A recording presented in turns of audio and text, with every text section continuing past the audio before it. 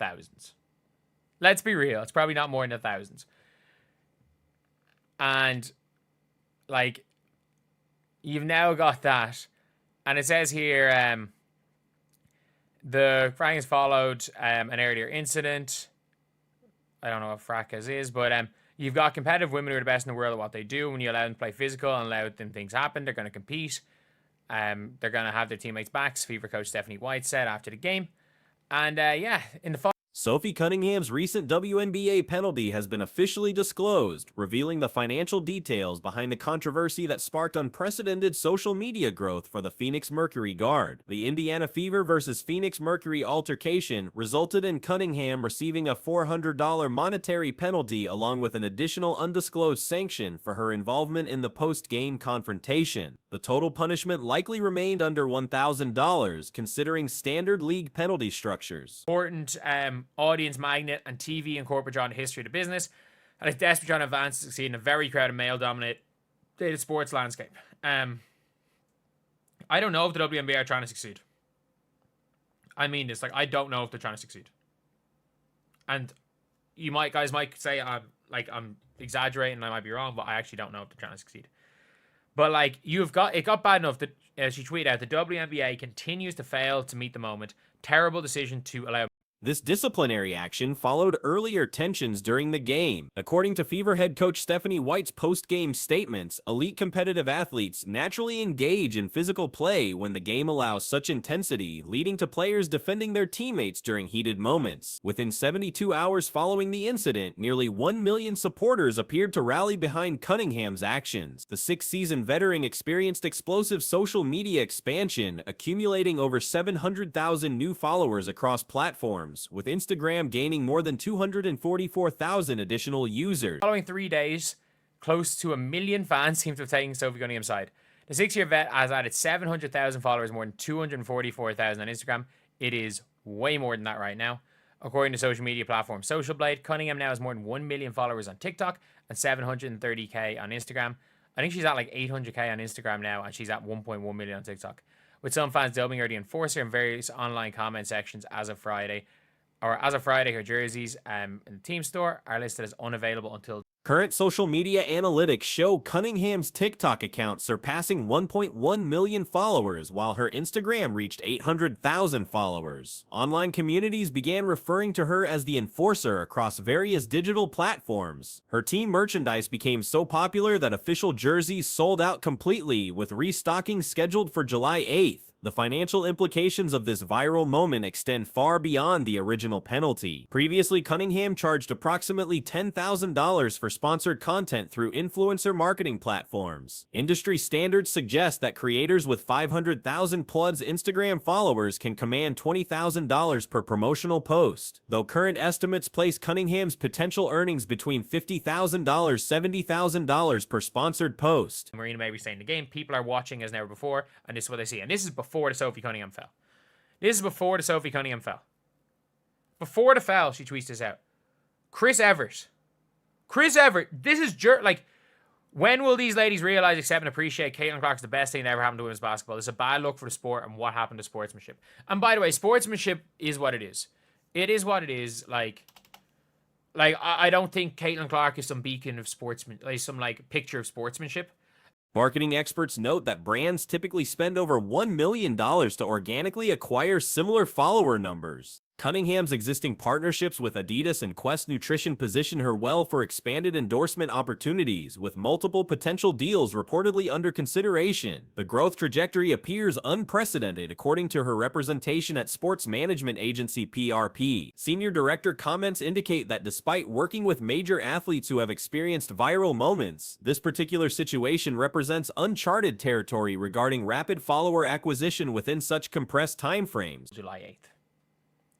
Until July 8th. I mean, this, like, that is absolutely nuts. And obviously, this is a real time one where being at 1.1 million.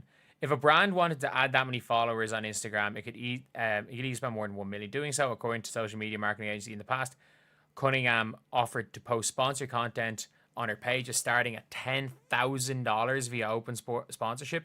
But that price has surely gone up. Open sponsorship CEO, in general, having 500,000 or more Instagram followers could help them net an additional Cunningham capitalized on the attention through strategic social media content. Her TikTok video referencing the incident, featuring lyrics about being unable to keep hands to oneself, accumulated 3.1 million views within 21 hours. A separate celebration post marking her million TikTok followers further amplified her reach. Revenue estimates from TikTok's creator monetization program suggest she earned at least $1,500 from that single viral video, excluding additional income streams. Considering her current one-year $100,000 WNBA contract with Phoenix Mercury acquired through trade from Indiana Fever, the social media explosion represents a significant financial opportunity. Industry analysis indicates that if similar incidents occur occasionally rather than frequently, Cunningham could realistically earn hundreds of thousands in additional income, potentially exceeding $1 million annually through enhanced brand partnerships and sponsorship deals. Like, I don't think she's like the lowest of the low, but like, she's not. Like, when we talk about purely sportsmanship, if you want pure sportsmanship, Nafisa Collier is your, like, picture of sportsmanship. But, like, people, if you don't know who Chris Evert is, Chris Everett's one of the greatest tennis players of all time. She has, what, 1, 2, 3, 4, 5, 6, 7, 8, 9, 10, 11, 12, 13, 14, 15, 16, 17, 18. She has 18 major wins.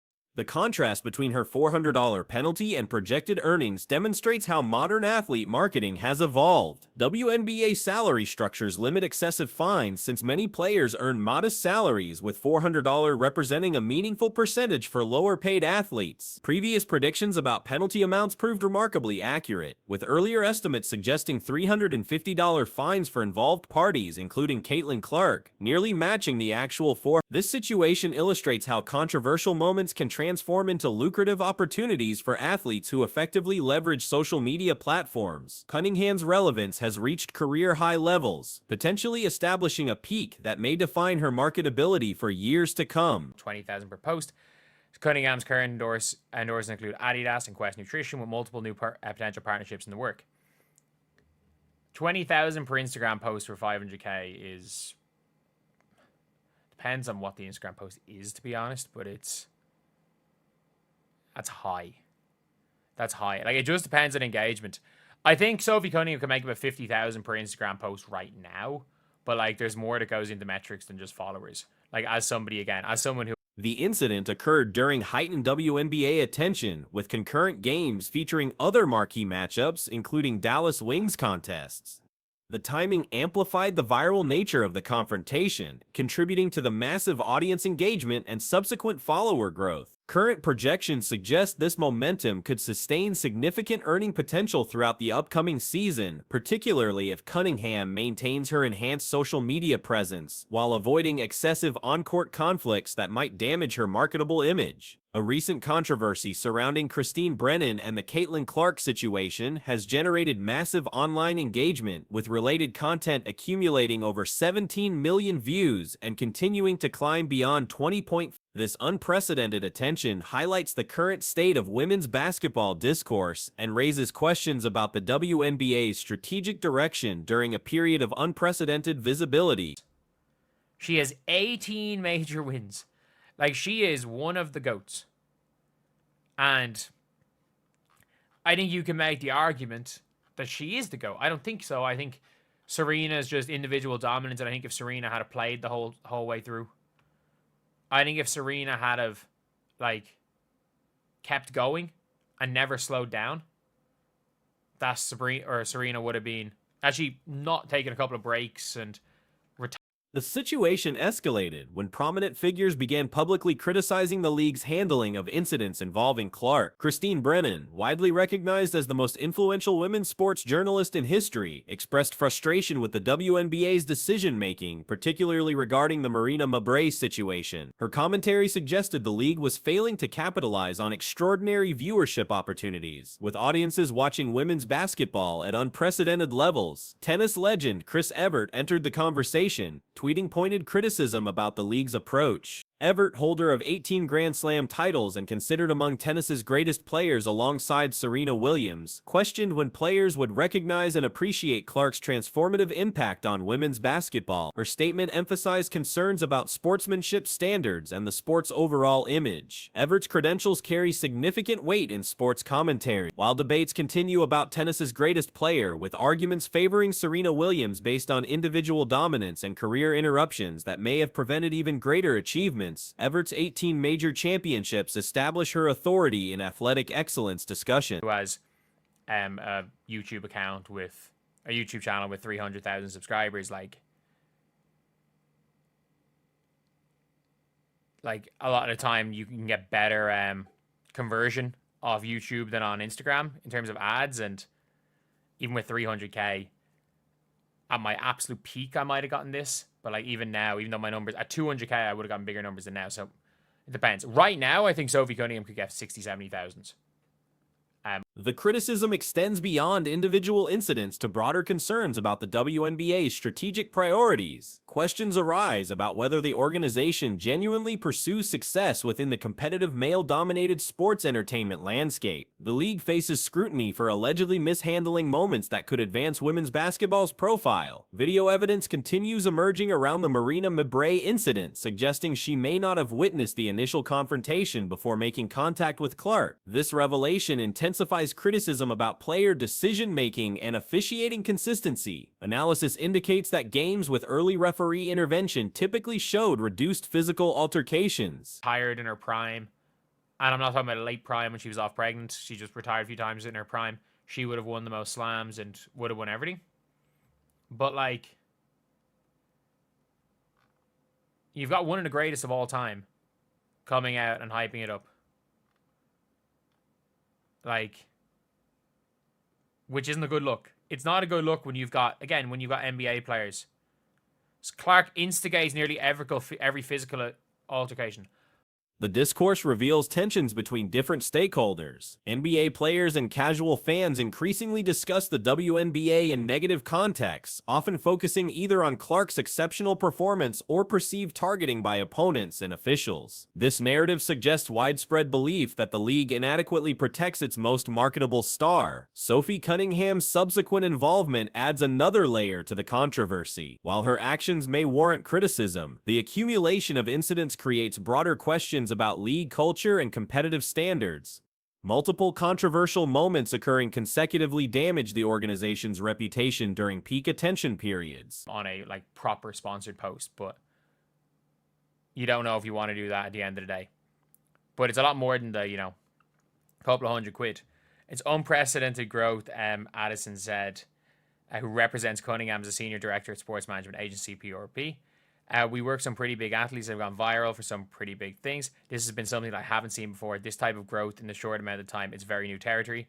In a TikTok post, she jokingly referred to Tuesday's incident. Media dynamics complicate the situation further. Established sports journalists face challenges from emerging basketball analysts who may provide superior coverage quality. This professional tension potentially influences coverage decisions and creates conflicts of interest regarding Clark's prominence. The phenomenon mirrors developments in other women's sports, where traditional media gatekeepers resist changes that threaten established hierarchies. Similar patterns appear in women's football coverage, where veteran commentators face pressure from newer voices offering fresh perspectives. She instigates every physical altercation. These are the dumbasses that actually get a voice. So you've got Caitlin Clark getting hand checked. There's literally footage of JC Sheldon clawing her skin, and her pushing off. So yeah, I don't care if they're going to let her claw her skin, let her push off. Like, that's on the referees. Like, by the way, if you look at games where Caitlin Clark did not initiate any contact, didn't get into it, there were games where the referees called it early.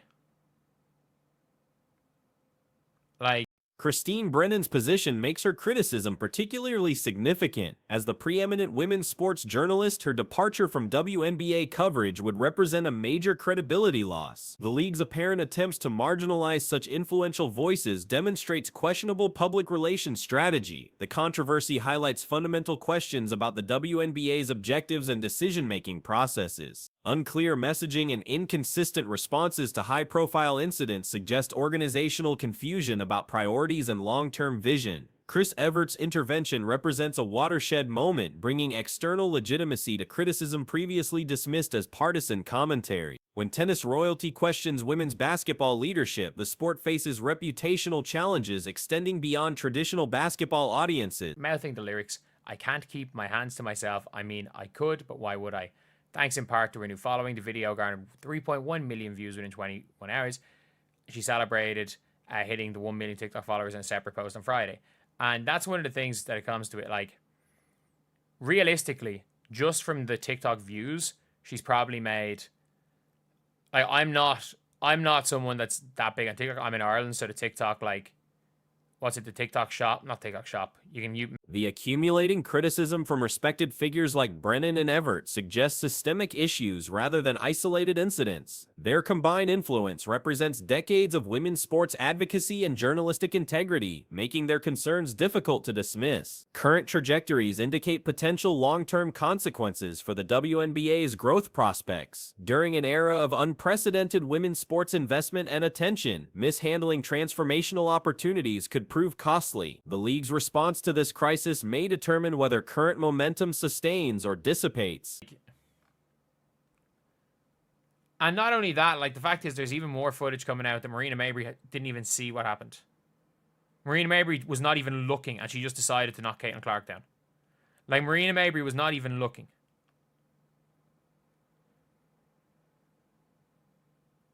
Like, she didn't even see what happened. She just heard a commotion and decided to chuck her on the ground. She did not even see what happened there. And then she just... That's even worse. Marina Mabrey didn't even see. The situation demonstrates how individual incidents can amplify into broader institutional criticism when handled poorly. Multiple controversial moments occurring during peak visibility create compounding negative effects that overshadow positive development. Make money on TikTok Shop, but like TikTok ad share or creator fund, I don't know exactly what it's called. It doesn't really exist in Ireland right now. So, but as far as I'm aware, it's at least 1,500. At least 1,500 from just that, not including anything else.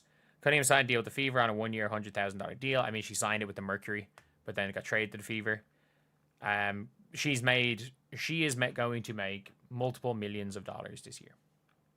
We can be honest, and she will make... Resolution requires addressing both immediate incidents and underlying cultural issues that enable recurring controversies. The WNBA must balance competitive integrity with strategic marketing considerations while maintaining credibility among players, media, and growing fan bases. The unprecedented attention surrounding these controversies, while negative, confirms women's basketball's elevated profile. Converting this visibility into positive momentum depends on organizational leadership and strategic decision-making moving forward. But, yeah. It's a bad look. This is a really bad look for the WNBA. It is a really, really bad look for the WNBA, this entire thing. And again, you're going to have, when you have NBA players talking about this league, outside of when Caitlin Clark plays in a almost exclusively negative manner, when, The situation demonstrates how individual incidents can amplify into broader institutional criticism when handled poorly. Multiple controversial moments occurring during peak visibility create compounding negative effects that overshadow positive developments. Resolution requires addressing both immediate incidents and underlying cultural issues that enable recurring controversies. The WNBA must balance competitive integrity with strategic marketing considerations while maintaining credibility among players, media, and growing fan bases. The unprecedented attention surrounding these controversies, while negative, confirms women's basketball's elevated profile. Converting this visibility into positive momentum depends on organizational leadership and strategic decision-making moving forward.